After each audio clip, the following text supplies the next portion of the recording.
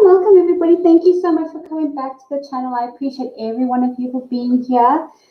Hey, Carl. Hey, Clive. Hey, Jane. Thank you so much for being here. I appreciate you all being here. I see Stream Elements has also just popped in. But thank you all so much for being here. I appreciate every single one of you. And welcome to another episode. This is going to be awesome. I would like to welcome BlueMarbleScience. How are you doing, sir? Doing well, Roxy. How are you? I'm good, thank you. I'm good. Thank you so much for coming into the show. I do appreciate it very much. Oh, you betcha. So, as everybody knows, you're not here. Hey, Christian, how are you doing? As everybody knows, this is one of those shows where it's got 4 questions and they will discuss them. And at the end of each question, we'll go to the chat and each, we can discuss what the chat has to say and their questions and their comments and their opinions.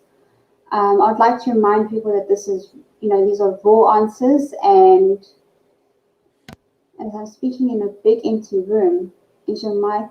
Yes, it is, but I don't know why it's sounding like that.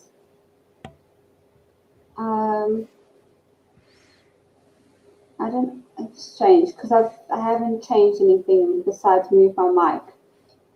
That's very strange.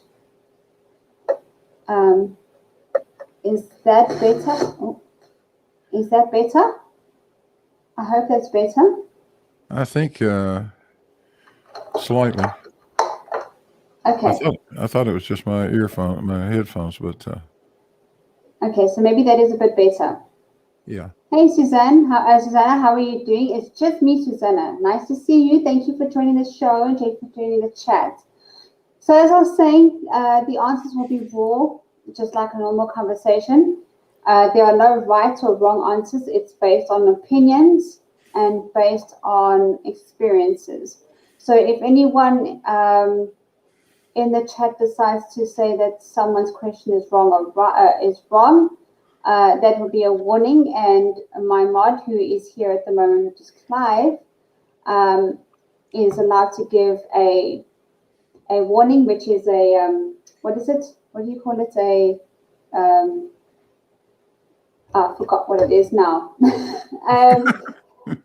A cool down. What do you call it when you what's it called? Let me just look. I just call it a warning. You'll be timed out. That's it. You'll be timed out. Right. And if you persist when you come back, then then we'll ban you, because I'm not in for the trolling and telling people that they are wrong for their experiences. Right. So Neil K, thank you for joining. Crafty Killer, nice to see you again, honey. I hope you're doing well. Fred Bailey, nice to see you.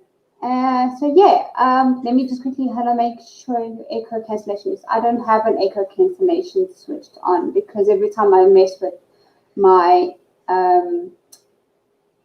the filters on my mic, everything goes to shit. So I don't tend to touch the filters. I just need to put a carpet or a tapestry in my room, in my office. That's what I need to do, really. Yes, Carl, timed out. That's what I was thinking about. So, anything you'd like to say before we get going? No, I'm ready to go. Let's have at it here. Awesome. Alrighty. So, let's open this up. Question 1. There we go. And open that. Right, so question 1 is, how would you define genius? How would I define genius? Yes. Whoops, wait a minute. Managed to unplug my headphones partially. There we go. Well, genius is not unplugging your damn headphones. That's that's a great question. I love the question, and I have to think about that for a moment. It's fine. Take your time. Yeah, it's. I suppose we could define it a lot of different ways. Genius is that unique ability to think of things or see things beyond what the average person is incapable of seeing or thinking about. Or at least to me, that's what it is. You talk about that. You say, well, how many geniuses do you know? Well, I don't know any. Well, I mean, I know some very smart people, but I don't think I know any geniuses. I don't know anybody that I would refer to as that necessarily. When I think about who truly was a genius, it would be people like Newton, or guys like Einstein, or people like Feynman. That's I mean, that's where I'm. Sorry, yes. Sorry. Yeah, that's where I'm coming from. So, I mean, what do you think? Well, I mean, a genius is not just situated in the math and science category. I mean, you can get an artistic person who's a genius because they pick up on details in a painting that nobody else would. In music as well. In different fields, there's geniuses in different fields. It doesn't necessarily have to be in science and maths. That's exactly right. But a genius, what would define a genius is just someone that picks up on stuff that no one else picks up. That's how I define a genius. Yeah, that's pretty similar, I think, to the way I'm thinking. Yeah. It really is, and it isn't just limited to math or science or something like that. There are true geniuses, prodigies in music, there in art, in everything, almost anything you can think of. I would say there are those people who just instinctively have that ability to understand it on a much deeper level than most people can understand. I mean, you think about the greats in the field of art. Yes. The Da Vinci's and people like that. I can't even paint by numbers, for God's sake. I just painted something for my sister yesterday. She turned 21 almost 11 years ago, and I've just finished her frame yesterday. And, I had to paint, because she loves pandas, so I had to paint different pandas doing different things. And I can only paint by reference. And I have to actually trace the thing when I'm drawing onto the paper or the wood or whatever that I'm painting on. I have to actually trace it. So I'm not a good drawer, and I'm not a good painter either. Give me something that's flat and I'll paint that for you. So there's no shadows, there's no highlights, there's no nothing. It's just flat painting. So I consider myself a flat painter. Cult to follow. I don't do too bad. I don't do too badly on walls and woodwork. Even an occasional door I can do, but I could do it all. I can't splatter. It's funny. I can sketch things very well, as long as it's sort of material engineering type, related type stuff. I can draw quite nicely for that sort of thing. But if you want me to think of a scene in my head, it just doesn't happen. I mean, it's not going to happen. I've tried. Yeah. Yeah. But the truth, you go into other areas, like the music you mentioned. I mean, there are people that are just absolute geniuses. And I have had a little bit of musical background, but not very much. And the people that are really good at that fascinate me. Yeah. No, I mean, to me, to everyone, if you look at even just music geniuses, to different people, it's different.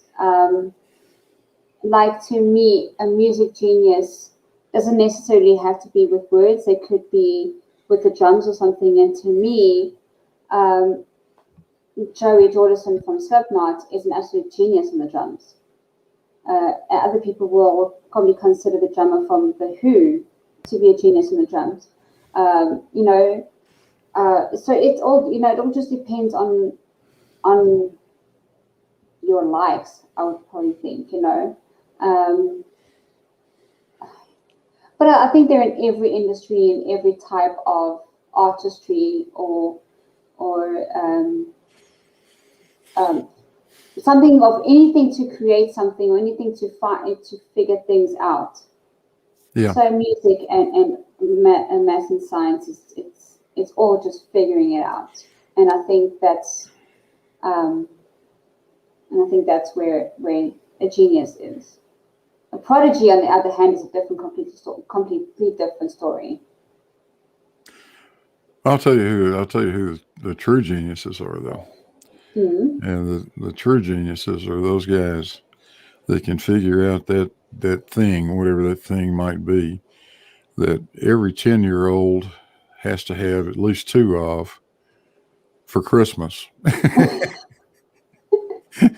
and it needs to cost $19.95. Yeah. Now that's genius. Have one for yourself and sell the other. Yeah. Or if the other one breaks, I've got another one. But yeah, prodigy is something so different, and I think that's a question for another time. As I don't think it's the same thing, because I think a prodigy is.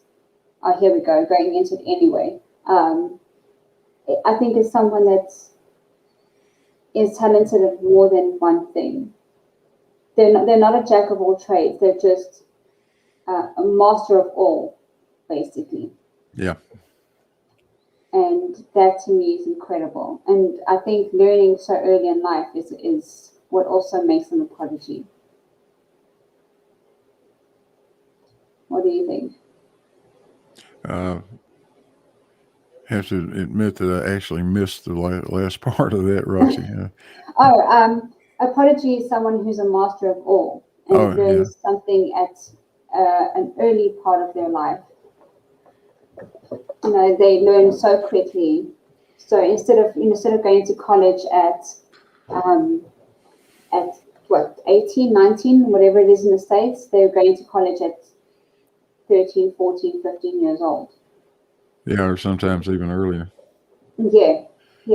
Sometimes even earlier. Yeah, and that's a definition of prodigy, I suppose.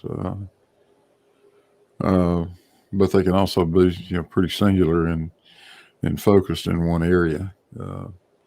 You get these kids that by the age of 5 are playing piano like they're 25. Things like people like that. Yeah, I played piano when I was my preteens. Yeah. And I didn't want to play Tune Called Little Star anymore. I wanted to play like Fair Release or something. Not knowing how much work actually goes into it. Tremendous amount of work. It is, and but I wasn't a piano person. I wanted to just give me drums or give me a guitar, then I'd be happy. You know, I wanted to make noise. I wanted to learn rhythm. I didn't want to learn to press keys. You know, and they say, but if you learn the piano, you can learn to play any other instrument. But then why can't I start with any other instrument and learn to play that? You know, and then move back into, and then I can play the piano. Doesn't it, you know, if it works that way, can't it work backwards?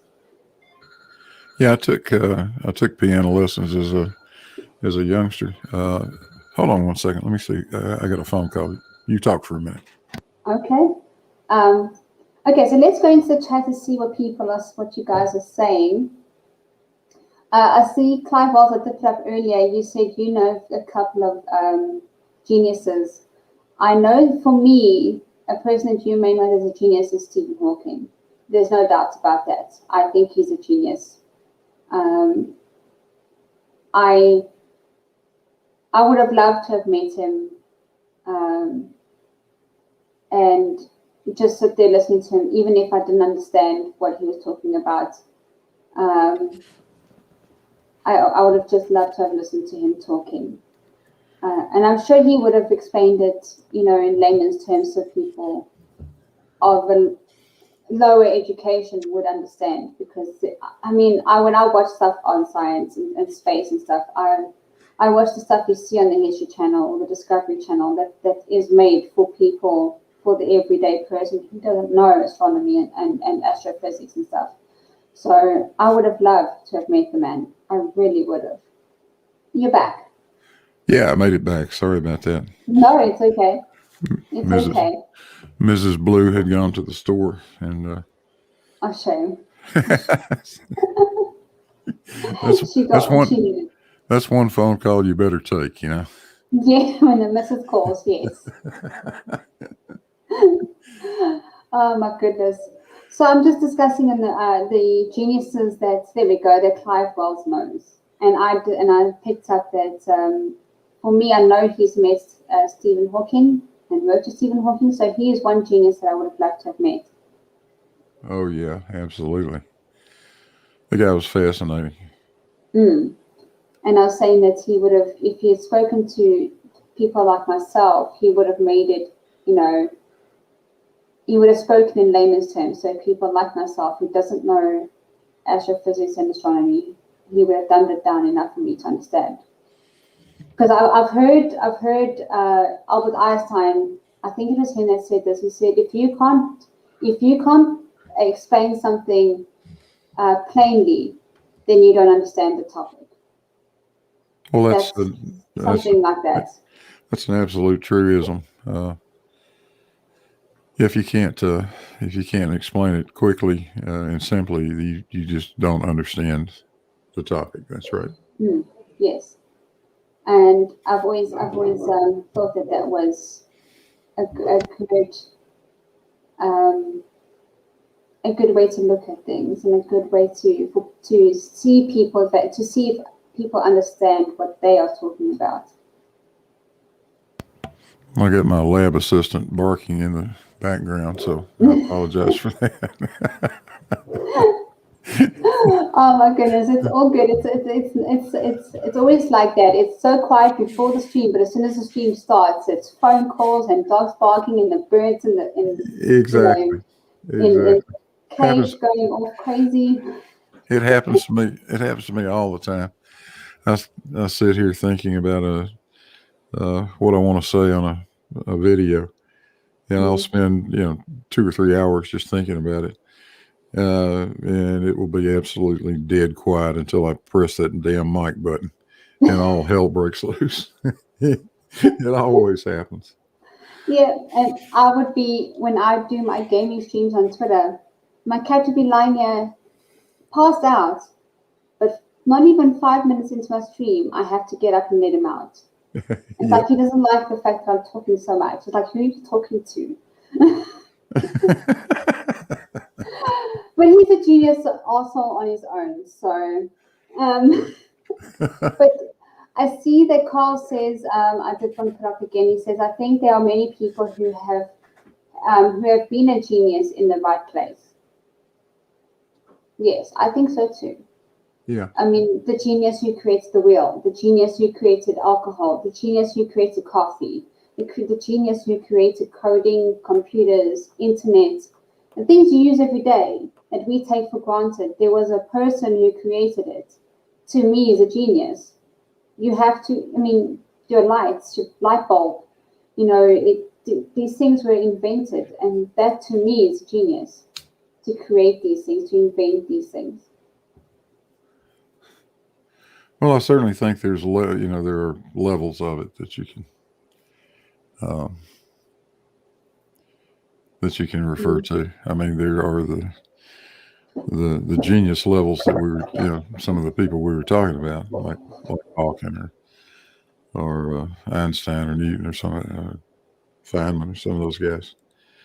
But there's a whole world full of other very, very smart people that you could easily say, yeah, that guy's a genius. Yeah, yeah. So Clive says, I disagree. For precision, you often need equations, and some things are just not simple. But then how do you explain something to someone that wants to understand but doesn't know the level of equations that you know? How do you explain that to them? That's you gotta know how to explain that simply. You want to explain the equations, obviously, but what the equations are calculating is what you need to explain. That's for me what I think. Well, Clive's absolutely right. When you get deep enough into any topic, it's very likely to become quite detail oriented and difficult to talk about without getting into some intricacies that are not easy to explain, easy to understand. And there are plenty of things, examples of that we could call on. I mean, like the quantum physics stuff that nobody understands. I mean, it just doesn't make any damn sense no matter what you do. Mm-hmm. But when we talk about more simple topics, yeah, you should be able to understand. You should be able to explain it fairly simply. Yes. And yes. I found out the best way to figure out what you know about a topic is to try and teach it to somebody else. Yes, I agree. But then I saw a comment from, if I'm not mistaken, it was Jane or Jay Thompson. Let me see if I can find it quickly. She was going on about genius and being mad is a fine line. Let me just find that thing now. There's a fine line between being a genius and being mad. Now I can't find the damn thing. Well, that's probably true. It probably is true, but the level of being mad it's what would people consider being mad? I mean, if you look at A Beautiful Mind, maybe A Beautiful Mind, I think he was maybe just so much of a genius that he couldn't get the numbers out fast enough, and it actually drove him mad. Maybe that's how I understood the movie anyway. And now I can't find it. Typical. What do you think? The line between genius and mad is? Well, there's a rather fine line there at times, separating those things, and you can find people that you can point to and say, "Yeah, see, guys like Tesla, for instance, he was a genius on the one hand, and just a barking crazy man on the other end of the spectrum." Then you run into that. Yeah.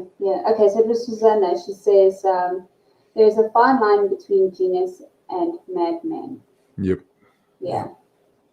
And I think that line, it just depends on their psyche and their mental health. Yeah, Clive went back and touched on something that I brought up there a minute ago. He says that quantum mechanics is especially difficult to explain to lay people since there are no good analogies, and that's exactly right. Yeah. You really can't. Well, you can't explain that simply. There just is no way. Yes. And I see Carl says that's an excellent point. Some stuff is so far away from the norm that people can't even guess what it actually means. I beg your pardon. I guess. All right. I think there are some stuff that just cannot be explained, and you need to, like Clive says, that you need to study, years or no, you need to study for years to get to a point where someone can explain to you what they're thinking, or what it is that they're studying, or what it is they want to show you. But I think what maybe Albert was talking about, Albert Einstein was talking about, was stuff that can be explained to the normal person. If trying to explain to them, just done enough for them to understand. You don't have to give them the equations and such. If there is a way to explain it without equations, go for it. Yeah, sometimes you just can't, though.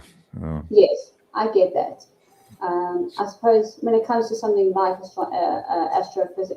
astronomy, there is a way to explain it without going into the numbers, without going into the maths about it. Yeah. You explain what an astronomical unit is. You explain what the speed of light is.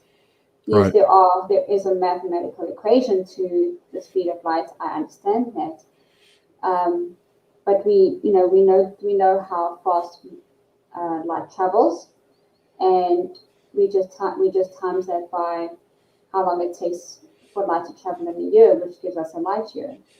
So so when you just explain a light year, people are like, oh, okay, just a light year, and they don't really actually consider the mathematical, equation behind the speed of light. They just say, oh yeah, I know a light year, and then move on. So the next star is 4 light years away from us, and they're like, oh, that doesn't sound far, when in actual fact it is freaking far. But in astronomical units, in terms of the universe, 4 light years is not far at all. Yeah, and I think that's something that gives a lot of people a lot of trouble. We all understand what a desk or a chair or a car or a house is. I mean, we can see that. You can walk around it, touch it. You know how fast it goes and all that. But for so many people, it's beyond their comprehension level to think about the speed of light and how rapid that is, and how far. And now you take it another step and say, well, an astronomical unit. Oh, great. Yeah. Okay. Well, that gets us to 8 minutes or something. Yeah. Now a light year. Ooh, wait a minute. That's a big number. That's a really big number. It is a big number. It is a big number, and sometimes it is something some people can't comprehend. So they just say, "Oh, light year, okay, whatever that is." It's the amount of it's the time light takes to travel in a year, and that's all they know. Yeah. And that's all they want to know, and that's all they care about knowing.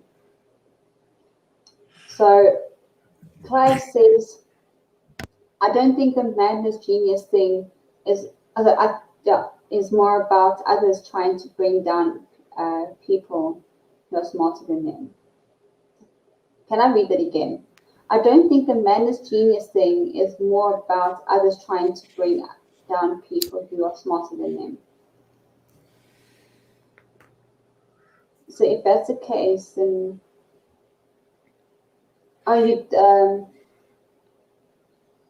you do think the man? Oh, okay, now it makes sense. I do think the madness genius thing is more about bringing people down. Okay, so, you know, I'm going to bring up a little something more personal here. I can attest to that because an ex of mine used to, not that I'm stupid. I know I'm not stupid. I'm kind of clever in my own way, in my own, things that I enjoy being clever at. But he would use, big words that I didn't understand, and use terminology of stuff that I didn't understand just to bring me down. Now that could be, that goes on to be emotional abuse, but that's what he would do. He would do that to make me feel stupid, so he would make himself feel clever, or make himself feel more superior than me.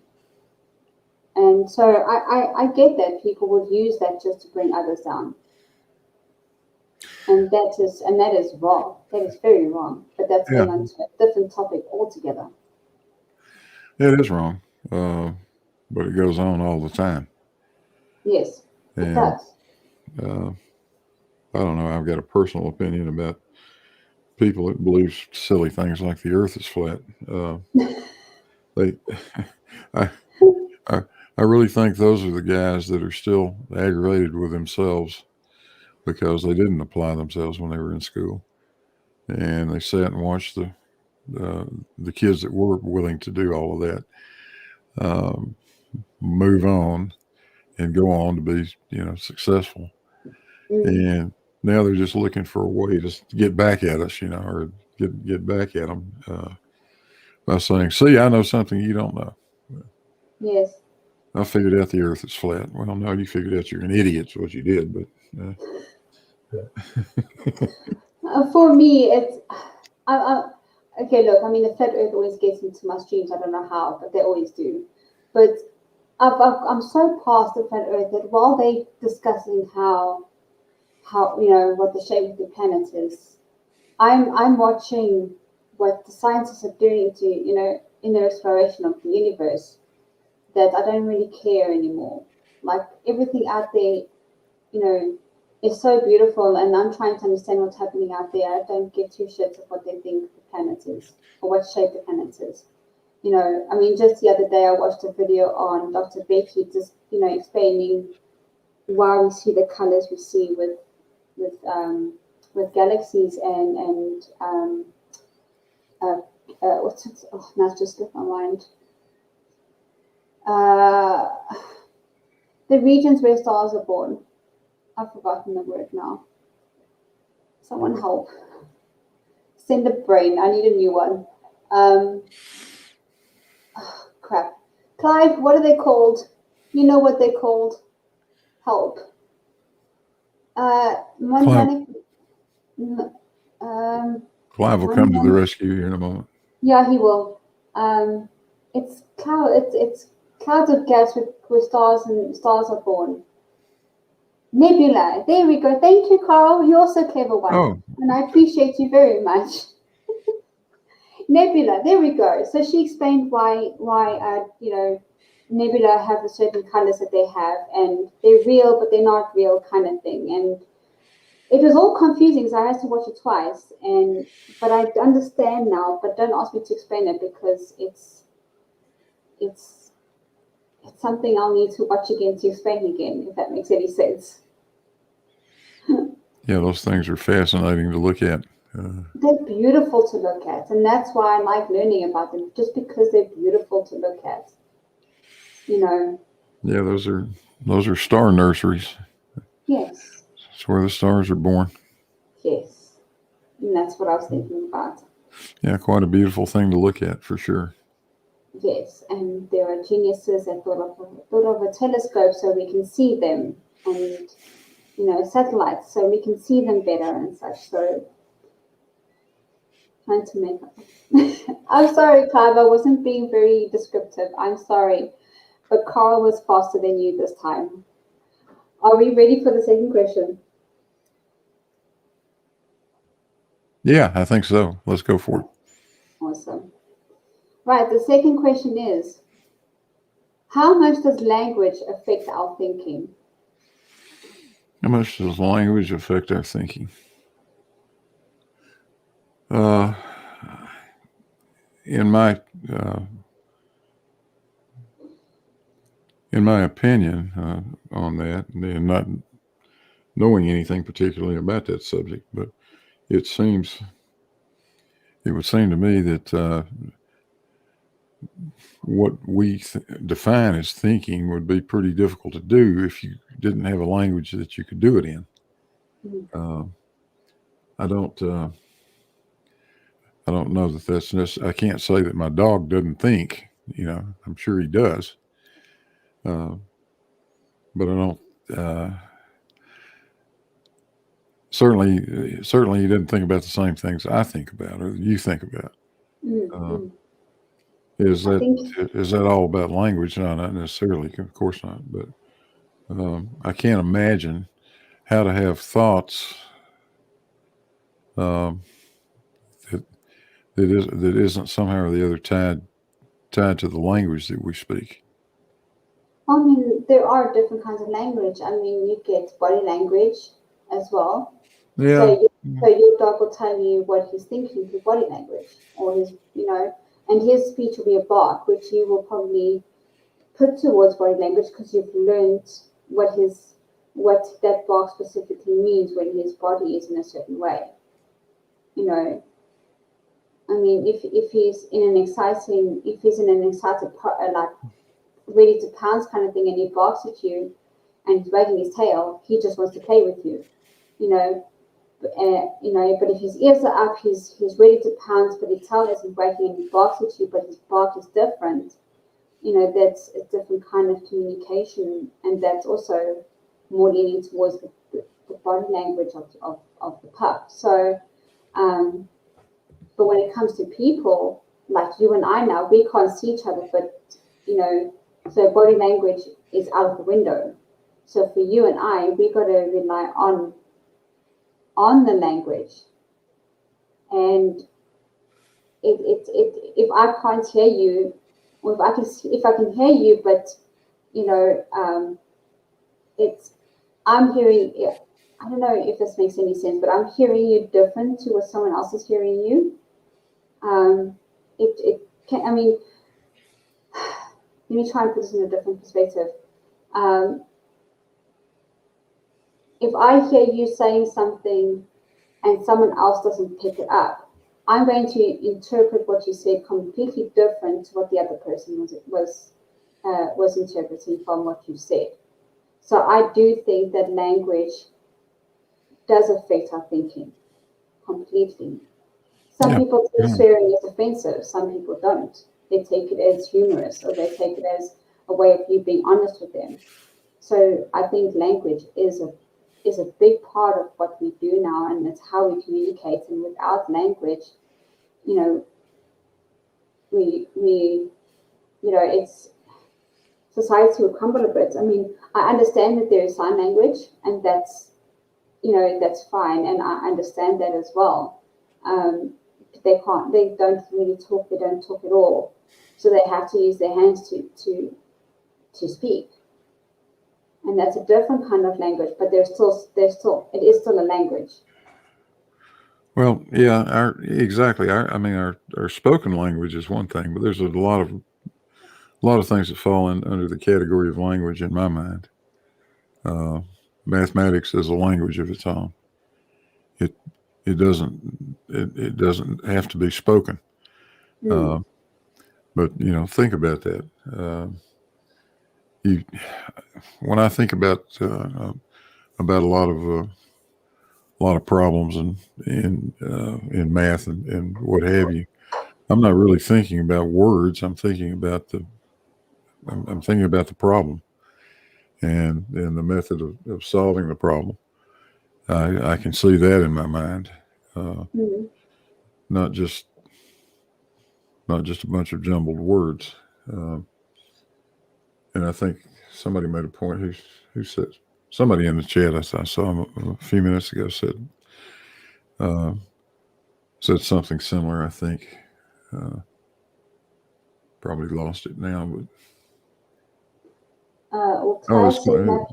yeah, it was Clive. He said, yeah, sometimes you have a clear idea of a mathematical idea. Translating into words, it takes a lot of effort. Yeah, absolutely. I totally agree with that.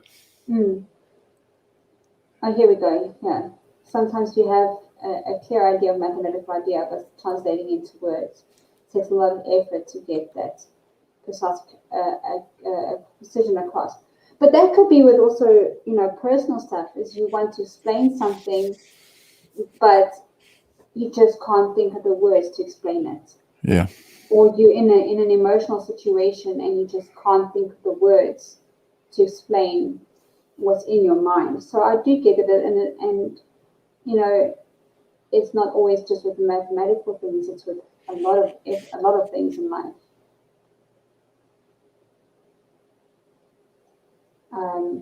Susanna says the way people use language can make big differences to what is understood. That's that's true.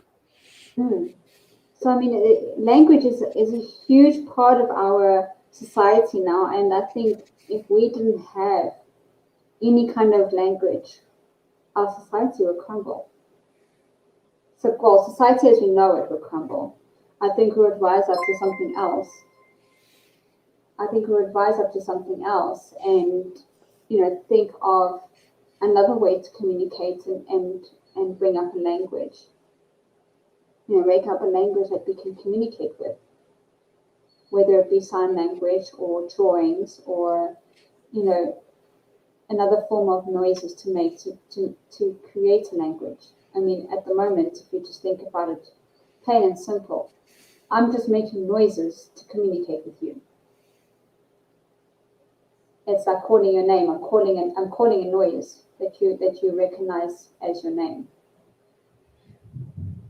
Like someone called me Roxy. It sounds like a noise, but we've made it. But it is just we've established it as a language.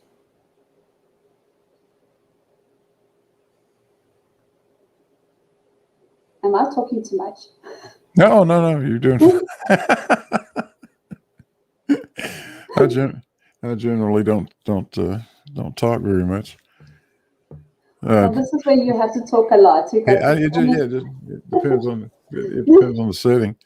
People usually want me to talk more until I do, and then they want me to shut up. So no, I don't want you to shut up. I want you to talk a lot. Use your language that you've been given. Oh, yeah, that's an interesting question. I've not really thought about that very much, honestly. But yeah, I have a hard time imagining what my thought process would be without language in some form or fashion. And you're using language when you think as well. Because you don't think in anything but in a language. So a mathematical language or English language or another language, it's all different languages, but we're always thinking a language. And then I saw Jane, she also referenced verbal and the difference between verbal and written languages. So I mean, a lot of written languages or verbal languages as well are not spoken anymore, like Latin. We don't speak it anymore. And later languages come and go, but we still have languages. We still use them, and it will always affect our thinking.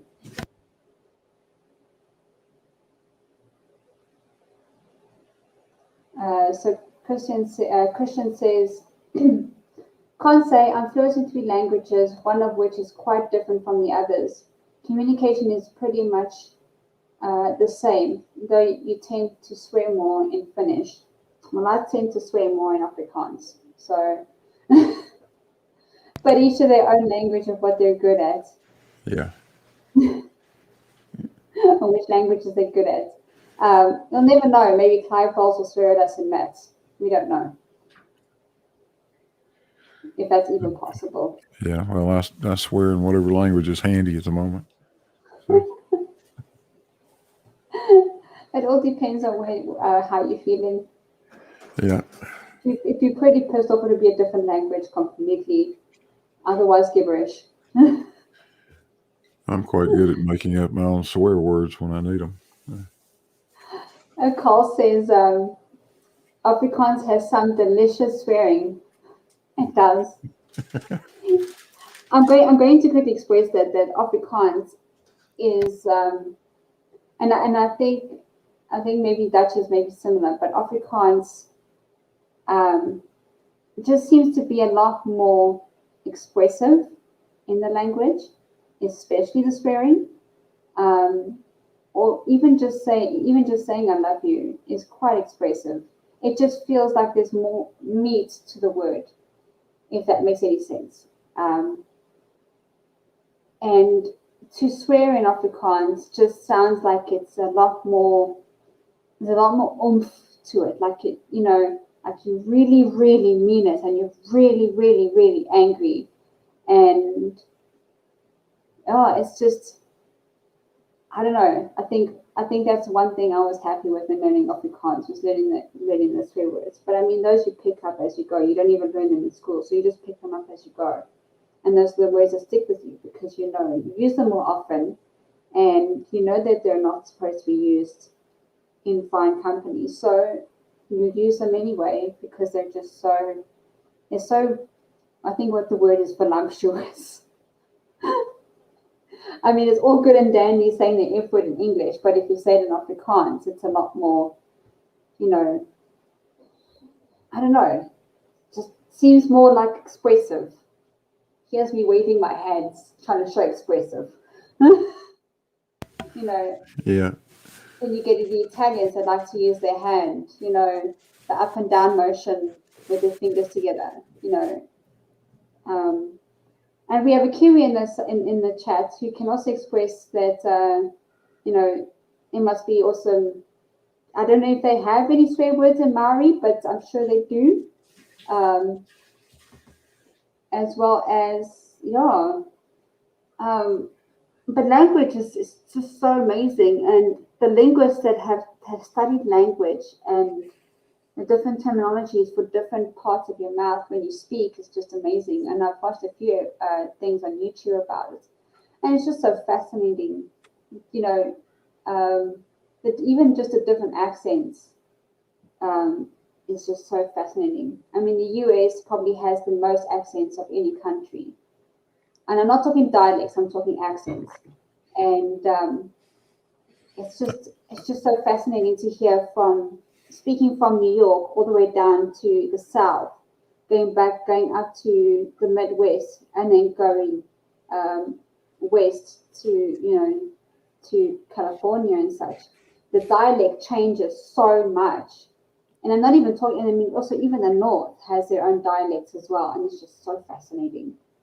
Oh, we're blessed or cursed, as the case may be, with so many different accents. And you can, if if you're really good at it, you can pretty well pinpoint exactly where someone's from. But that's true too in other places. I know the English guys I talk to, British guys I talk to a lot, and the Australians too. I mean, they pick up on their own accents. Now I don't hear any difference, but they can hear it. And it's the same way with us here in the States. You can oftentimes say, not only do I know you're from New York City, I know exactly what part of New York City you're from. Well, you see that, but I think only in the States would you be able to pick that up. Like for myself in South Africa, I've picked up that you're from the South. I just don't know which state you're from. You're right. Because I could say you could be from Louisiana, and you could be so offended by that. I'd rather just say, okay, I know you're from the South, but where? Because some of them would get so offended by pinpointing them in the wrong state, and so you just say, okay, I know you're from the South, but where?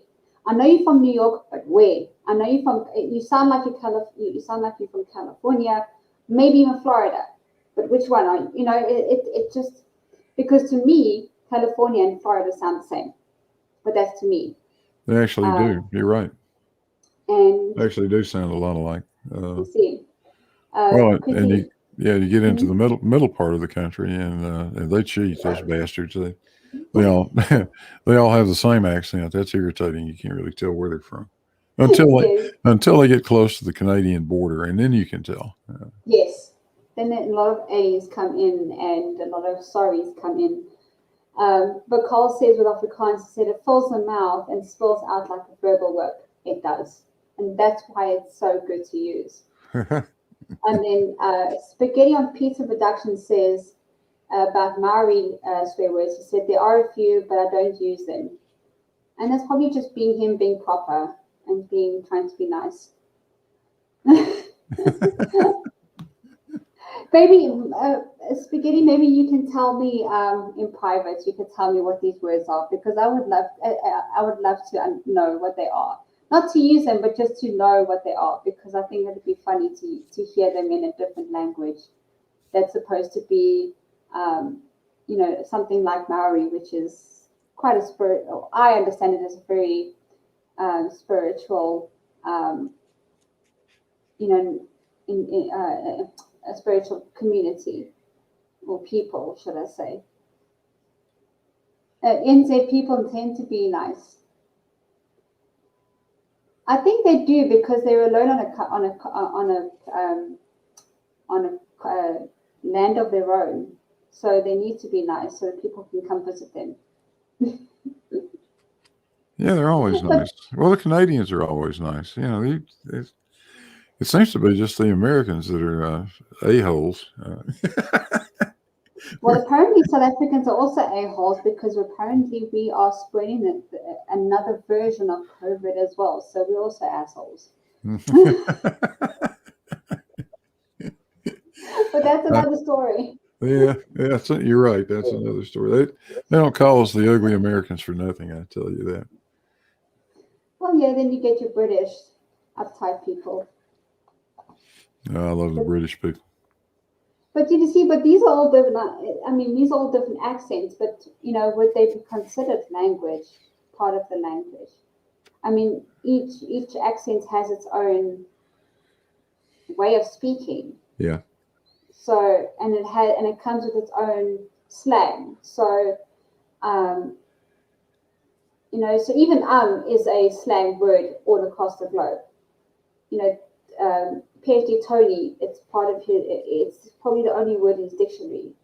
You know, so you know, a lot of people just, because of slang. I mean, even in Afrikaans, there's a lot of slang that we will use as South African English that we would use for Afrikaans, from the Afrikaans language. So don't laugh at me, Carl. I'm going to try. So don't laugh at me.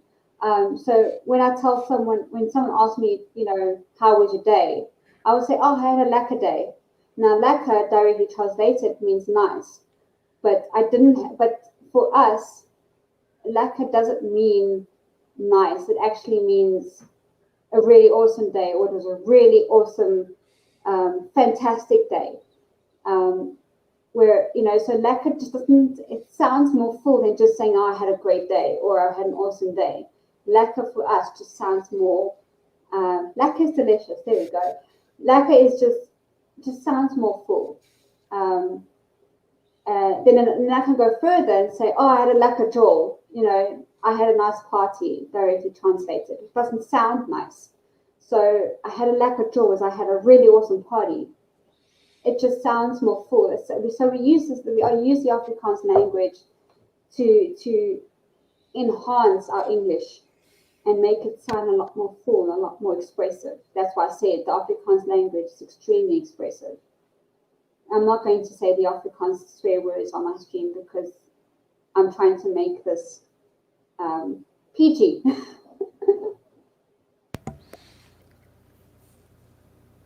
So yeah. I'm talking too much. You're making me talk too much. No, you're doing well. You're doing. Clive says, yeah is also much easier to say than yes.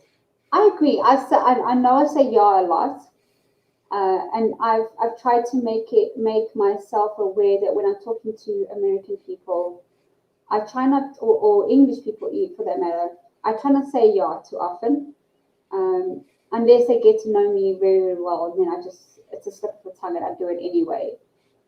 Otherwise, I just say yeah. Yeah and yeah are very close, so I try to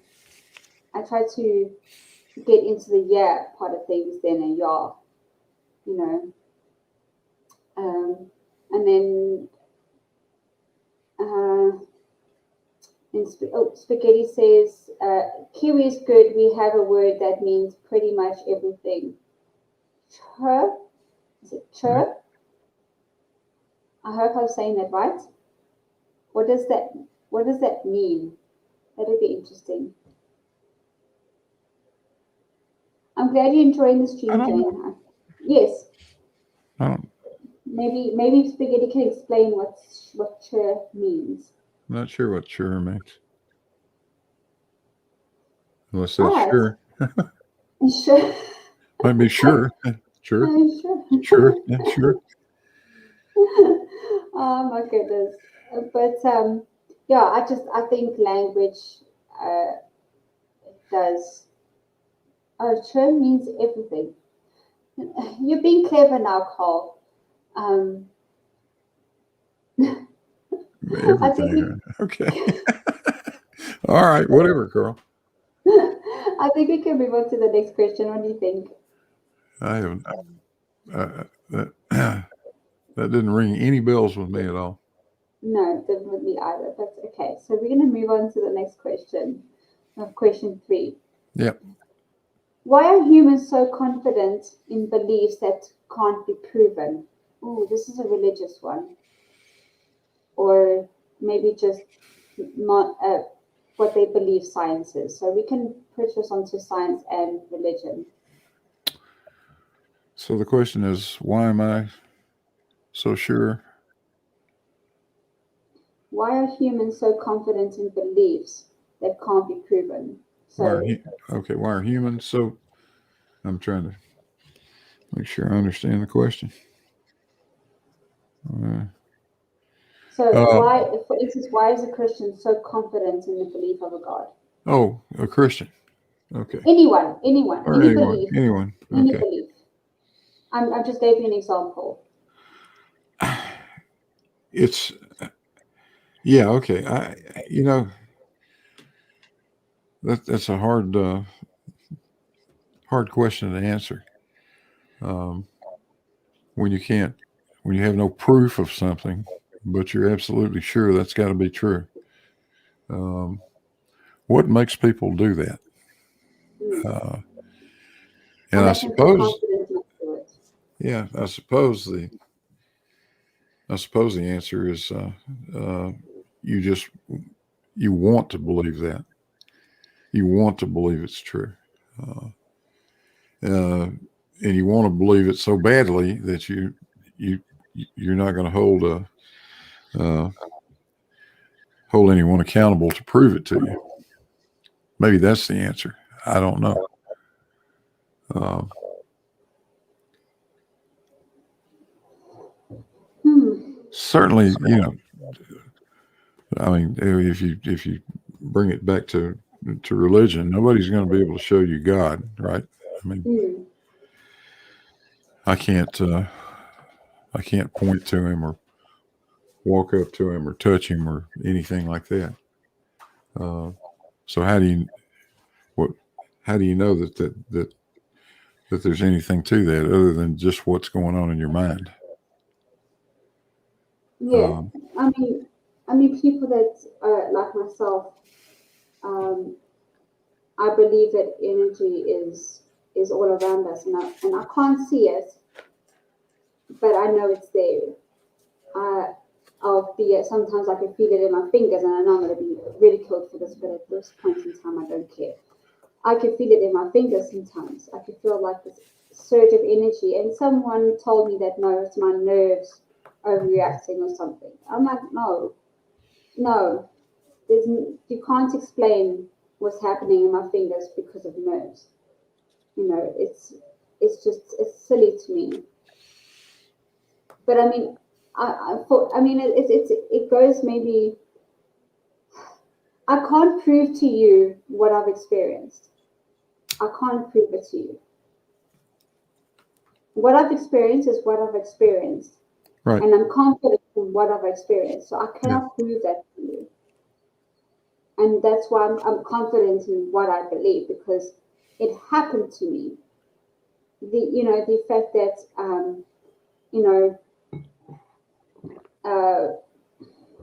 trying to find an example now, that energy runs through my hands and I can feel it.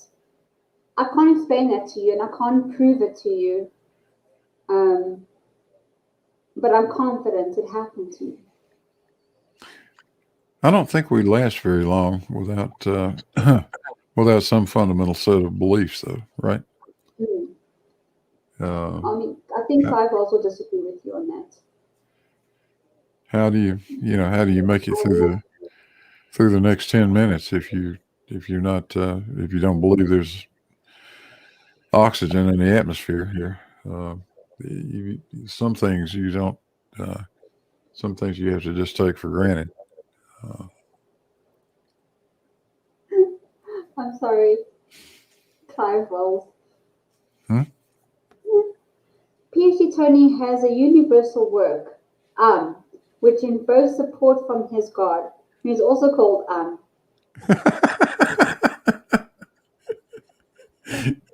Oh yeah. Oh, that is funny. That's funny. Thanks, Clive. You're always the laugh of my streams. It's always good to have you in the streams. So yeah, you carry on with what you're saying. Where is Tony anyway? Is he in the chat? No, I don't see him. I think it's a bit early for him. Yeah. It is only about 7 a.m. right now, so. Yeah, Clive says we don't prove things in physical sciences. That's exactly right. We don't. We can't prove anything.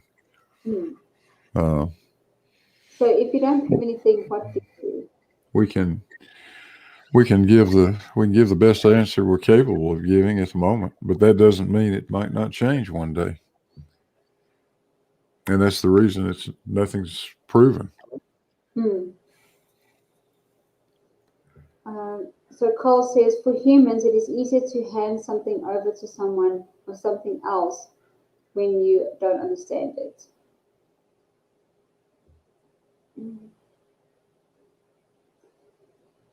Well, I think I agree with that. You do agree with this? I think so. I think it is. I think he's right. Yeah. I mean, if I don't understand something, I'm going to. But I mean, me as the person I am, I'm going to try and figure it out myself. And if I can't figure it out, so I'll ask for help. And if I still, and then if I think that this is too difficult for me, then I'll hand it over to someone. I do want to try and figure it out myself, unless it's something that I know I can't do, like mathematics or natural sciences. Then I will hand it over, yes. Tana, you are very late, but I'm so glad you're here, so thank you so much for coming.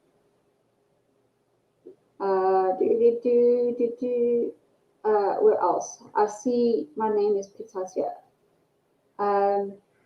So Carl says again, I can feel power in the electrical line when it is on. At least that's what I think I feel. I guess that some people can feel the vibrations out there. And yes, now a lot of people say you're going into the woo things of the woo kind of thing, the feeling the vibrations. I don't call it vibrations because people like to go at me about that, and so I call it energy, because that's what its name is. It's not. I don't feel the vibrations. I feel the energy.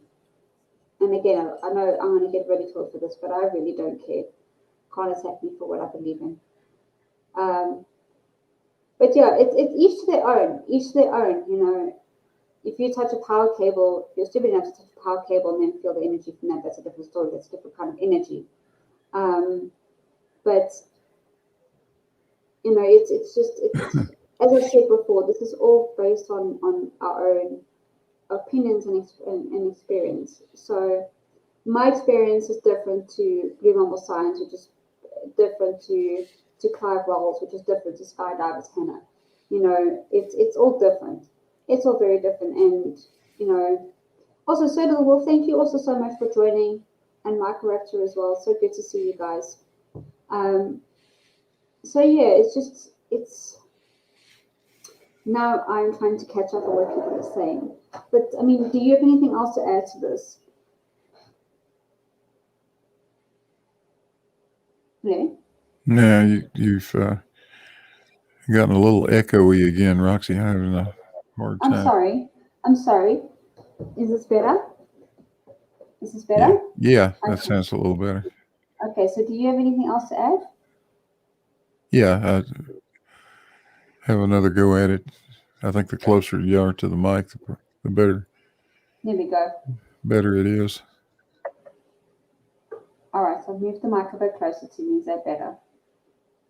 Yeah, let's try that. Okay. At times it's really, really hard to understand. I'm sorry. It's not my accent, is it? Well, the accent's part of it, but it's not really it. It's more of an echo. All right, I'll see what I could do to sort it out. I will maybe have to sort out some kind of echo thing. Yeah, I think when you listen to the playback, you'll see what the problem is. I have an echo cancellation on, so I don't understand. Anyway, let's carry on. It's just a damn newfangled electronic crap. Technology, it's a beautiful thing.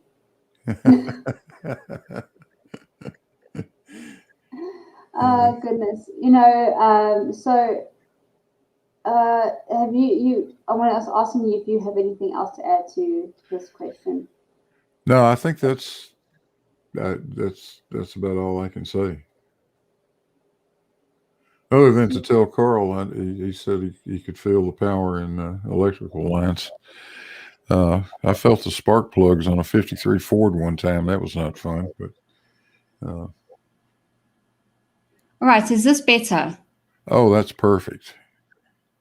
Oh my goodness. Okay, so I was still on the wrong mic. Now goodness. Now I can understand you. Oh my word. I'm so sorry, guys. I feel like a dumb blonde tonight. I am so sorry. I should have checked my mic properly before starting the stream. Oh, that's wonderful. I sound awesome. That's wonderful. Now apparently I sound awesome. Yeah.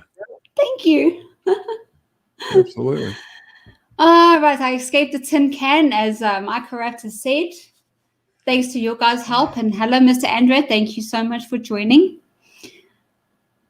Okay, I'm sorry about that, guys. Now I have a terrible stream for people to rewatch, if they ever care to rewatch. But anyway, no, I'm not doing ASMR. Screw that. That's gross. I don't like that. But I think we've, I think we've established, that a belief that someone holds is personal to them, and it's, and I think it's got nothing to do with anybody else. The fact that the fact of what I believe about energy has got nothing to do with anybody else. If someone wants to talk to me about it, I've got no reservations to talk to them about it. But I will say something if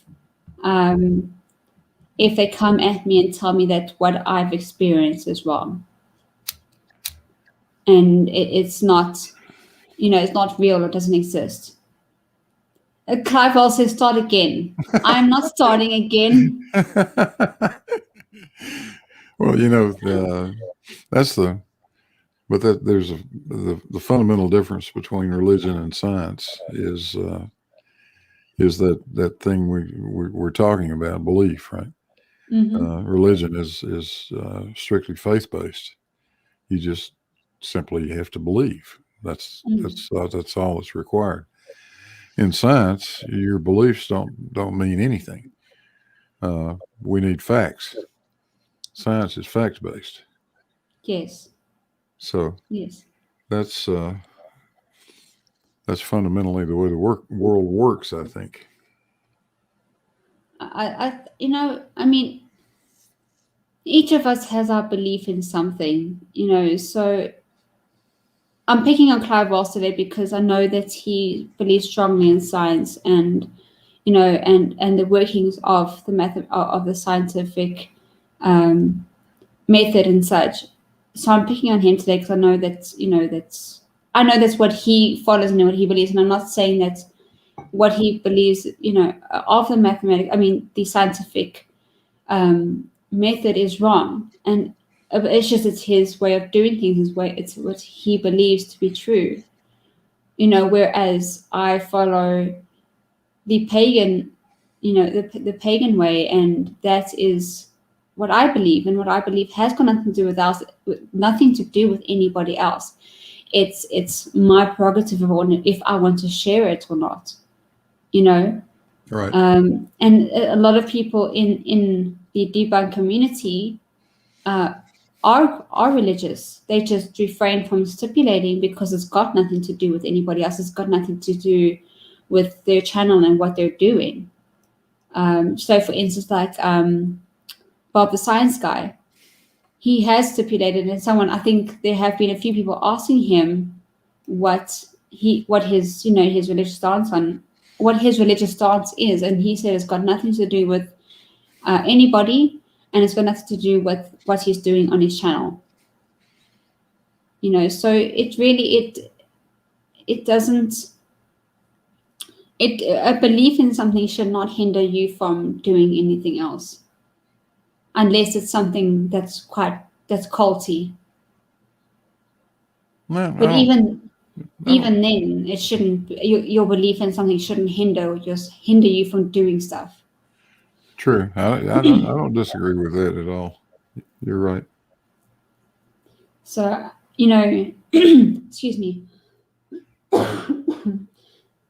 So it's just, I think the belief in something, everybody holds a belief in something. Most people, not everyone, most people hold a belief that can't be proven, a belief in something that cannot be proven, because it's something that's in their hearts. It's something in their experience. Right. That's exactly right. And if someone comes to me and tells me that my pagan ways are wrong,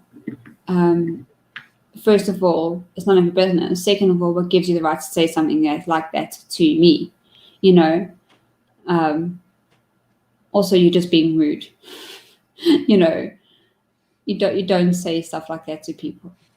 Yeah, I agree. And Clive, nothing.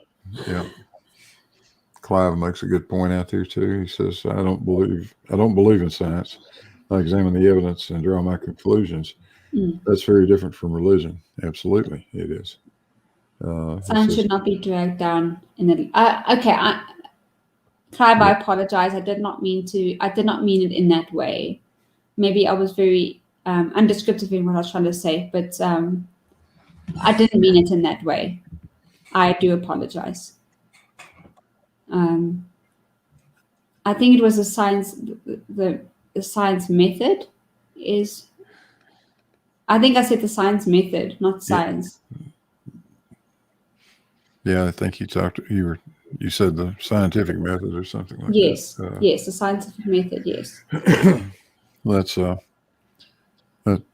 a phrase that triggers me a bit, only because of the way it's misused by so many people in this flat Earth community that I inadvertently became a part of, and I get so irritated with people that think that there's just some cookbook thing that you do step 1 through 4 and you're done. Yeah, They go, I have science. No, you don't. You don't have anything. There's a lot of ways of going about it. The idea is to get the right answer, or the best answer you can get. May not be right, but it's going to be, you want to get the best thing, the best results you can have. And you don't get that by following a cookbook. Yes. And I think it's a following a cookbook is good to get the basics, but then you need to express yourself and experiment with this with things, and I think that's what people love about cooking as well, is that they experiment with what they've learned from a cookbook. Sometimes that's the only way to do it. Good luck. Good luck baking a pound cake without following that recipe. If you don't, you will not end up with anything that's edible. That's just the long and the short of it. But on the other hand, you can exercise a fair amount of liberty if you're making a pot of chili. Okay. Yes. So it depends. Every application is a little different. That's the way science is. Yes. Scott Avatana says, I'm pagan but I always go off what science says first, while still holding my beliefs on spirituality. And I'm the same. I am the same. I do go off what science says first. However, science cannot prove the fact that I can feel energy. So that goes off my spirituality. So in things that can be proven in terms of the universe and things in front of me that I use, like my screens and my computer and the microphone that I'm using, all of those things, I do go off science first. But when it comes to my spirituality, my beliefs, it's I do hold that dear as well. And Clive, I'm sorry for saying sorry. I can't help it. But where did it go? He said it's here. Now I've lost it. He said don't say sorry, and now I've lost it. Great. Where are you? Where'd he go? There we go. He says don't apologize, and then Susanna says what Clive says.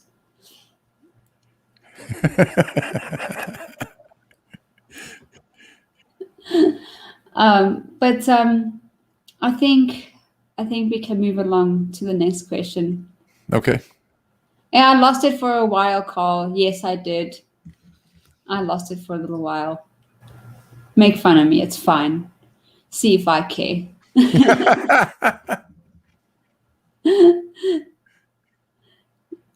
Clive also saying sorry for saying sorry. Is sorry for saying sorry. There we go.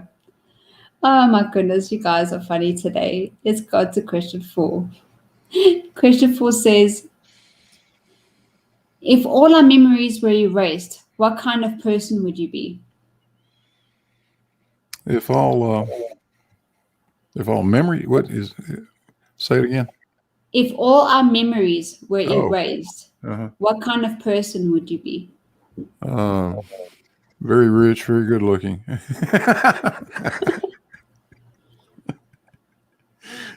Oh, gee. I would be a Karen complaining about everything. That's an interesting question. What kind of person would I be if all my memories were erased? I don't know that I would want to be a lot different than the person I am right now. I think I could live with that. Not that there aren't things that you look back in life and say, "Well, I should have done this or I could have done that." And those are the things we always end up regretting, right? It's not things you did that you regret; it's things you didn't do or things you didn't try. So maybe that's another way to answer the question. Maybe if all the memories were erased and I had a chance to start over again, which is sort of what the question is, what would you do? Well, I'd want to just hang on. The only memories I'd want to hang on to would be the memories that of the things that I should have done and never even tried to do. Right. Yeah.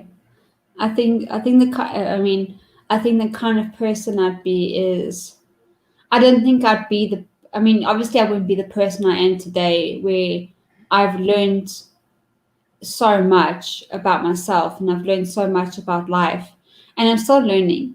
And I would hate to lose even the bad memories. I'd hate to lose them. I would really hate to lose them. I would hate to do it, because to have to go through all of this crap again, I'm not even halfway through my life yet. Statistically probably, but really I'm not even halfway through my life, and I've already been through so much, and I would hate to go through it all again. I really would hate to go through all of it again. And to lose everything that I am now,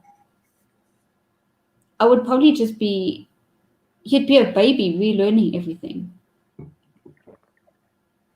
I mean, you're losing memory, which probably means you're also losing the memory to walk, on how to walk and how to talk. Like Clive says, you'd be one without language for a start. Yeah, if you take that question literally, that's where it starts. Yeah. My very first problem is I wouldn't have a language. Yeah. So you wouldn't be able to speak, you wouldn't be able to walk, you wouldn't be able to go poop. You'd have to learn to go to the toilet again. Those are the basics that you'd have to learn all over again, because of those are now part of your memories. You've learned how to walk, so it's part of your memory to put one foot in front of the other. Learn how to love again, learn how to make friends, and there's just so much I would not like to go through all over again. And I mean, it's so amazing to see with kids these days, learning all of these things. It's so awesome to see, but also I feel so bad for them that they've got to learn all of this stuff. It's just, I don't know if I could ever go through it again. If I lost my memories, I would tell that person to just kill me, because I wouldn't want to go through all of it again. I'll just go jump off a building. I would not like to go through all of this again. I really wouldn't. Yeah, I think we're all that way. There's a lot of it you wouldn't want to do again, that's for sure. Yeah. I mean, Skydiver Tennis says, I think this is a little bit of a personal question, but it's okay. If people are willing to share, it's all good. If all my memories were erased right this moment, I think I'd be a very scared person, seeing all the crazy happenings crazy happenings based off misinformation, confused and sad, if I was being honest. Yeah, I agree with that. Yeah. Because you don't understand what's going on, but you're still seeing other people also confused and scared, and they know what's going on, supposed to know what's going on. So it's quite a scary thing. But it's like kids, they look at you like, what are you doing? Why are you doing that thing that you're doing? Your child comes up to you and say, Mommy, why are you doing this? And, hopefully it's not an embarrassing thing. So you say, well, child, I'm doing this for this reason. Those questions of why mommy's on top of daddy is not a question that you want to answer to your child, but it's a question they're going to come and ask you, and to them it's just confusing. All of these, different things. Why is the man hitting the ball with a stick with a funny thing on the end? Oh, my son, that's golf.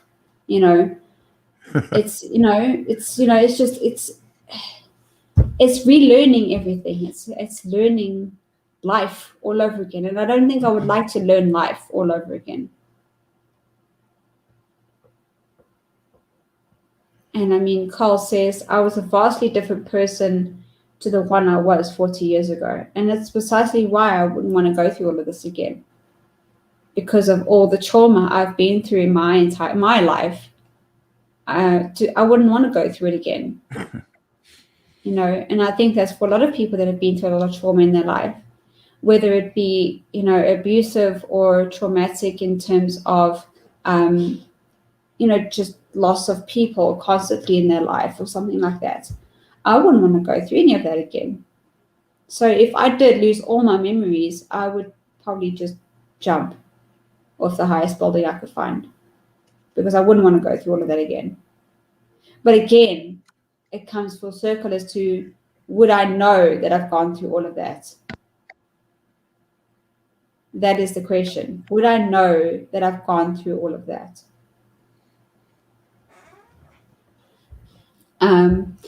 Well, you know, maybe the question though is more, you know, take it for granted that you have all the skills that you now possess, you know, in terms of the language and eating and caring for yourself and all that sort of stuff. And then just bring it down to the life memories that you have. If you didn't have all of that to back up on, because after all, I mean, really, what are we? We are a collection of our experiences throughout this life that we live. Mm-hmm. And if all that is taken away from you, and you don't have those bad experiences to remember, or the good ones, that's the problem. You get rid of all of them, then what sort of person are you? Do you retain the sense of values that you have? How did you get those? Yes. Where did that come from? Is that something that you were taught? Is that something that you acquired from just through observation? You know, how do those things come about? And I think the answer might be a little bit of all of it, right? Yeah, I mean, it's our memories and experiences that make us who we are today. And getting rid of that is just, you lose who you are and who you've grown up to be, you know? Yeah. You know, so again, I wouldn't want to go through all of this, but again, if I did lose all my memories, I wouldn't know that I've gone through all that trauma. So I would have to go through life again, learning everything. Well, it's certainly our experiences that mold us. I mean, 2 years ago, I was a really nice guy, and then I started dealing with flat earthers. Now I'm a snarling asshole who loves to scream at people. You seem such a gentleman. There's no ways. No ways that you would go off at someone. Absolutely. I'll go off like a keg of dynamite. Quickly. I've become very intolerant of stupid people. And that is why that's why I'm not a debunker, because I have no tolerance for stupid people. Yeah. I'd rather talk about this kind of stuff than talk about the shape of the earth and try to deal with as a person that has a circle for a brain. Yeah, I got into this arena just with good intentions, like every other naive debunker that starts out. I thought I could actually, teach these guys something and change their minds and all of that. Bullshit. No, you're not going to. It's impossible. So I'm callous to the point that this now, to me, they're just play toys. They're something to point at and laugh at. I'm beyond caring whether they learn anything or not. They can just stay stupid as far as I'm concerned. That's fine with me. It's not hurting me at all. Yeah, the problem is that some of them are hurting others, and that's where people still want to try and debunk and then try and show them what they think they know is wrong. Yeah, that's exactly right. And that's about the only motivation left. You get to a point where you say to yourself, I'm clearly not going to change that guy's mind. But what I might be able to do is stop him from putting out a bunch of really bad information that other people might be listening to. Yeah. So if that, to the extent that helps, I'm perfectly happy to continue doing this. Yeah. I mean, Soda the Wolf makes a good point. He said, I would not like to be the person without my memories. My grandma has Alzheimer's and I know what it looks like. I mean, so if we get Alzheimer's when we're older, we basically go through that anyway. We lose our memories. Some of them, obviously, they retain their long-term memories, and a lot of them, retain their short-term memories. Some of them don't have memory at all. So it's just, it depends on which strain of Alzheimer's you have. It's just to go through that to lose even some of your memories. It's very painful. Yeah, it is. Especially for the people around you. To come in and say, hey, Grandma, and then look at you like, who the hell are you? Or I haven't seen you in 25 years. Where the hell have you been? It's like, Grandma, you saw me yesterday. That's how it will, that's also, I'd be like, please just kill me now. I don't want to live like that. But you carry on anyway, day by day, just waiting for death to take you. When you've got Alzheimer's and such, it's just because, the people around you are caring for you and making sure you stay alive as long as possible because they care about you and they want you to be alive. They want you to experience a little bit more of life with them, and it's painful. I've never experienced someone in my family with Alzheimer's, or if I did, I was too young to know. But well, I have, and it is a truly heartbreaking. Yeah, and I'm not trying to be insensitive. But yes, I can imagine, and I'm not trying to be insensitive about it. It's just the reality of it is that some of them have a long term, some of them have a short term, and some of them have no memory at all. Yeah. They don't even know who they are. Well, that problem typically, I think, begins with short-term loss, and it just gets progressively worse. Yeah, no, but I love this comment. To switch the subject just slightly, Clive says, "Flat Earth debaters are the modern-day equivalents of a Victorian freak show. It's entertainment to poke the freak and see what new stupid he can come up with." Which is pretty much the way I feel, Clive. Oh my goodness, that's funny. Yeah, just point and laugh. Absolutely. Well, they're going to do stupid no matter what, so we may as well have some fun with it while we're at it, huh? As long as they're not hurting people, that's the important part. They may be stupid, but they still could be hurting people, especially children getting involved in the flat Earth. It's ridiculous.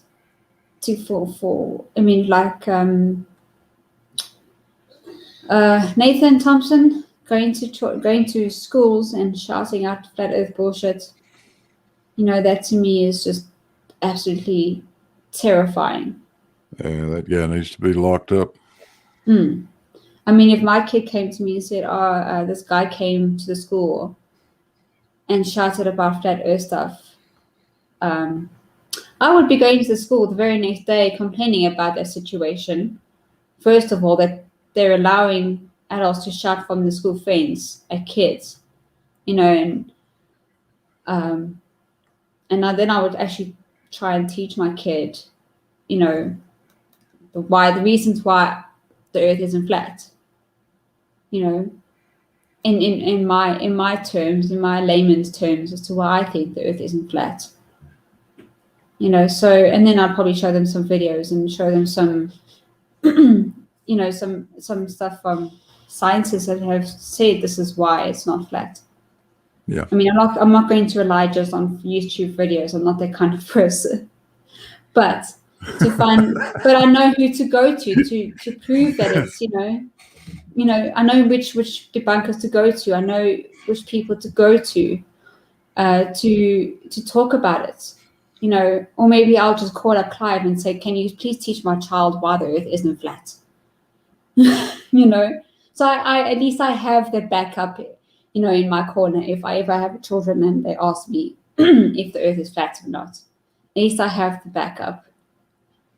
But at least it's not a big thing in this country. I'm quite glad that it's not a big thing in this country that I know of. Maybe Carl can correct me on that, but I think it's not a big thing in this country. Thank goodness. We've got bigger things to deal with than flat Earth.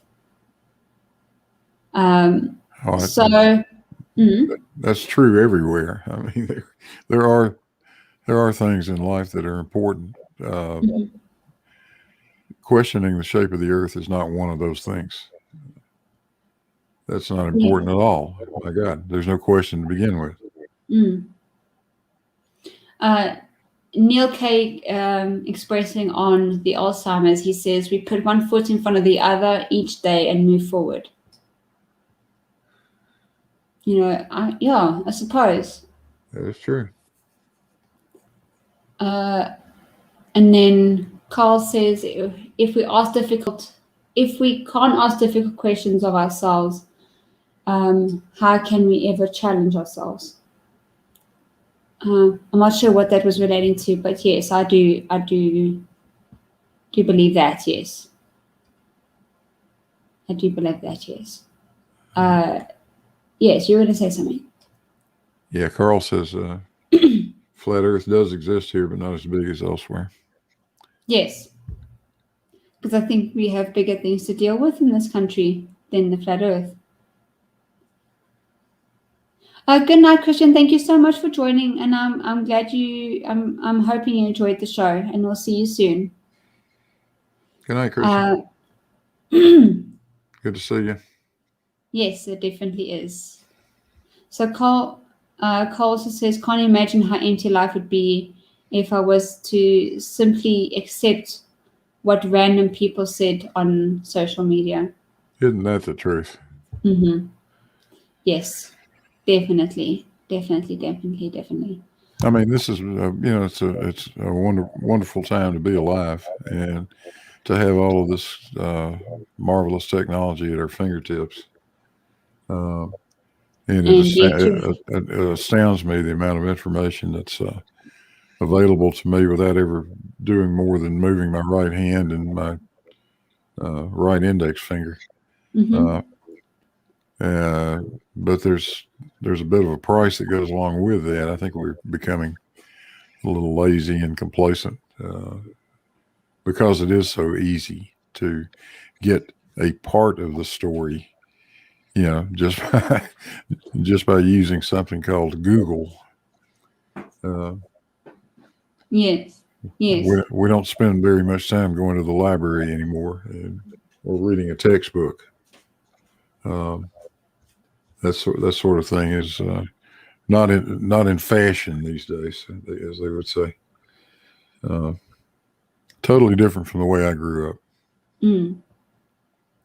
Yeah, I used to go to the library only when I needed stuff for projects until we got the internet at home, and then I stopped going to the library.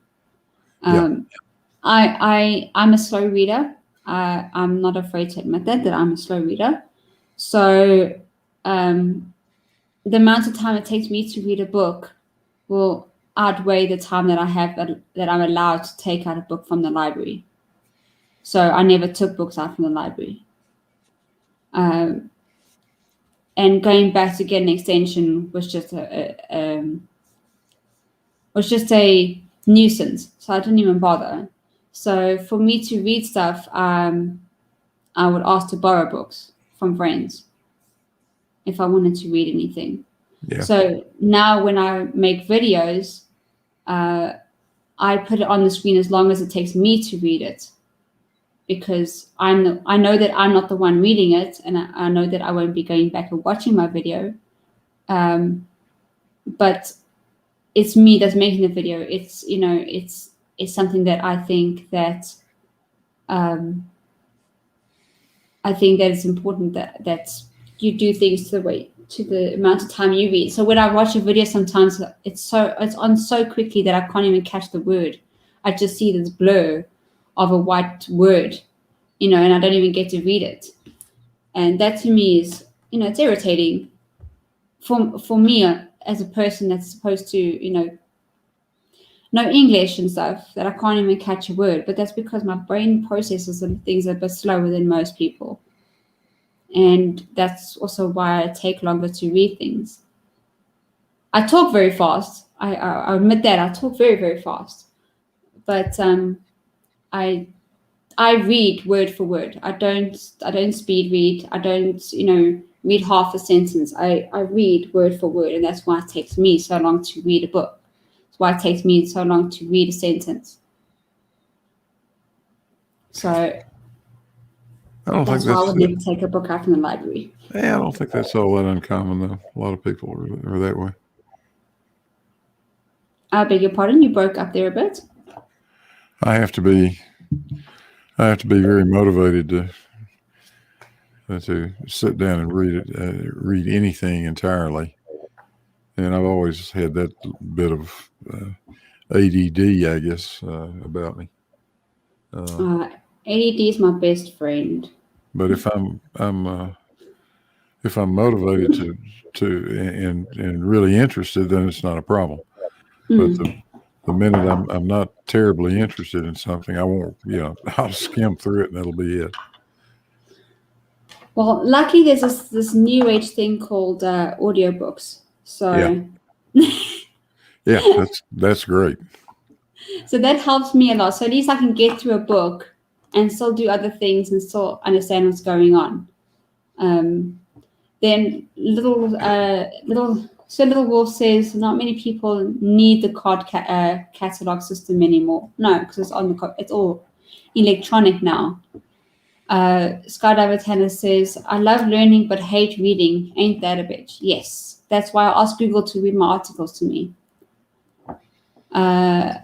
Then Carl also says, Roxy, one problem is that we now know a lot more about, let me start that again. That's me trying to skip ahead in a sentence. That's why I don't read. That's why I read word for word. One problem is that we now know a lot about now and not much about how we got to now. Thanks to Google, Bing, Alta Vista, Yahoo. I think you mean Yahoo, but okay. There we go. I mean Yahoo. Okay, etc. That's funny. I think Yahoo was going on the whole way of it's been said. That's funny. Yes, everything we all learn about now, everything that's happening now is shoved in our face, through news and articles and internet like this. It's all shoved in our face of what's happening now, that we don't ask or read about what happened before this. And, I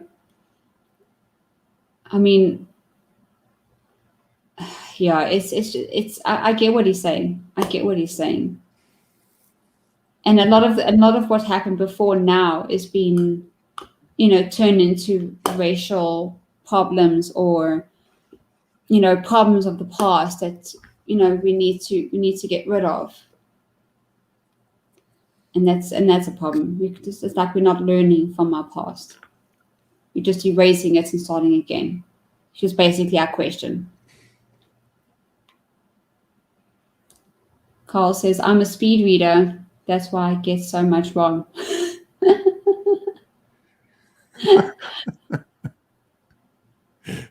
Oh, goodness. There we go. And then, yes.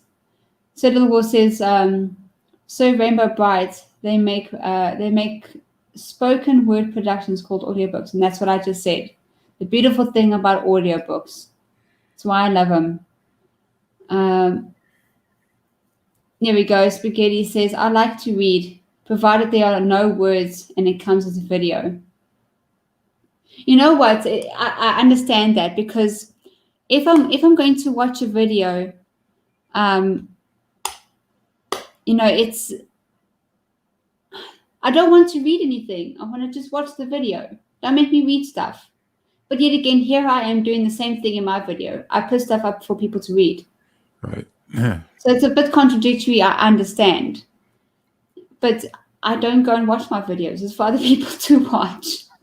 But again, I put up stuff long enough for me to read it, you know. So my videos are a big old contradiction, aren't they? But it's okay. It's okay. I like the way my videos have been produced. Carl says audiobooks annoy me because I prefer hearing the book in my voice. I don't like my voice, so I don't care to hear it in my voice. I hate hearing my voice. I absolutely hate it. Yeah, like I said, that's why I hate editing my videos, because I have to listen to my voice.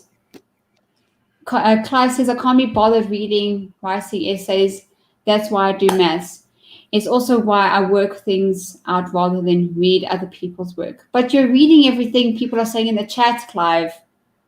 That's contradictory, unless you're only pertaining to essays. Let's see. Yeah, that's the great thing about chat. So they only let you type a handful of words and then it cuts you off, you know. So cool. Here we go. Settle says turn on captions and then we are reading. There we go. Clive says Nathan Thompson's favorite search engine is DuckDuckGo.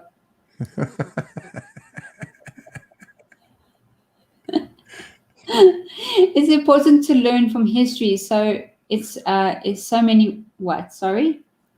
It's important to learn from history is so many ways. I think Susanna, you meant in so many ways. Yeah. Yes. I think with history you learn about other people's mistakes, so you don't make them yourself. I like that Roxanne Lowrie gets my rambling comment. Yes, I do. And I forgot which one it was now, but no matter. I did get it. I would say I read ahead of myself. Like I said, I read a couple of words ahead and I confuse myself. So that's why I try and go back to read word for word. Where else? Carl says again, Susanna, absolutely, we can't learn if it's gone. Yes, agreed. So getting rid of the history of apartheid is not a good thing. No, the apartheid was not a good thing on itself. I get that. But don't get rid of the history of it, because there's so much to learn from it. Yeah, sorry, I've already pressed that one. This chat keeps jumping, and that's why I keep losing everything. What else is there? I think we've covered everything. Here we go. Carl responding to Clive saying, didn't you mean duck went? Either way, he's either going or he went. As long as he's not here, that's fine. That's all that matters. But I think we've covered everything. Is there anything else you'd like to add to any of the 4 questions before we round up and go? I don't think so, Roxy. I've enjoyed it though. It's been a nice, relaxing afternoon. And nothing you have to really think about, which is awesome. Yeah, really. Yeah, the format's great. My compliments. Well, thank you so much. I appreciate that. So regarding your channel, do you have anything coming up? I put out a little video earlier today, so. Oh, there we go. So it's a short one. So. Well, there we go. Your link is in the description. So, if anybody wants to go check out BlueMarbleScience, go ahead and check out his channel. I think you'd appreciate the not the follow, because this is not Twitch. I think you'd appreciate the subscription. Absolutely. And like the videos, guys, because it does help us. I've learned that pretty recently, that the like or dislike helps the video. Leave a comment as well. That also helps the video. Well, the comments, any interaction helps you. Yes. Comments help. Likes, dislikes. It doesn't matter whether it's a like or a dislike. It's all the same thing. Yes, so please, guys, liking the video, have a conversation in the chat as well. I've noticed that I know the streams are a bit difficult to conversate with after the fact, but keeping the conversation going in the chat does, it does help my channel as well. I mean, I'm sitting on 344, and I've been sitting on between 340 and 345 for the last 4 months now. Gone nowhere. I'm not complaining. I'm very grateful of the subscribers that I have. I really am grateful for every single one of them. It's just, it feels like I'm going nowhere fast. And I think that could be quite annoying for a lot of YouTubers that are trying to grow. But I'm so grateful for every single one that has subscribed and that does watch my videos or joins in on the chat or just even lurks in the streams. I'm grateful for them as well. They don't have to participate. Oh, it's a 347 now. Okay. There's a few more than I thought it was. 2 more then since today's, but 3 more. Oh well, okay. But anyway, it doesn't matter. For the next show, I have Tusk coming on the 30th of May. Show is at 8 p.m. Central African time, 1 p.m. Central Standard Time. Then the next Scientology show will be next week, which is the 22nd of May at 7 p.m. Central Standard Time, which is a Saturday, and 11 a.m. Mountain Standard Time, which is Chris Shelton's time. As I said in the last Scientology show, that show will stick to the Mountain Standard Time because he goes through daylight savings. And I don't. So my time changes and his doesn't. My time for the show changes, where it will be 11 o'clock for him every time. So we will stick to his time just to make it easier for him as well and his schedule. Other than that, please, guys, remember to subscribe to channels that you do enjoy watching. And if you can, hang on, I do have a tip that I want to express. Thank you so much, Neil K, for the $5. I do appreciate it. And the message that came from it says you deserve it. Thank you so much. I do appreciate the tips, and I do appreciate the donations that do go towards trying to make my streams a bit better for you guys. So thank you so much, guys. Also, subscribe, donate if you can. I have a Patreon as well. All the links are in the description. Thank you all so much for coming, and thank you, BlueMarbleScience, for joining me tonight or today for you. It's been great, and it's been interesting listening to your side of things. It's my pleasure, Roxy. Thank you so much for inviting me. You're welcome. And as I give every single one of my guests, you have an open invitation to come back whenever you like. Okay, great. I'll take you up on that.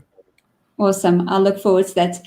Thank you all so much for coming, guys, and we'll see you next week Saturday for the Scientology Endgame show. Cheers, guys. See you guys.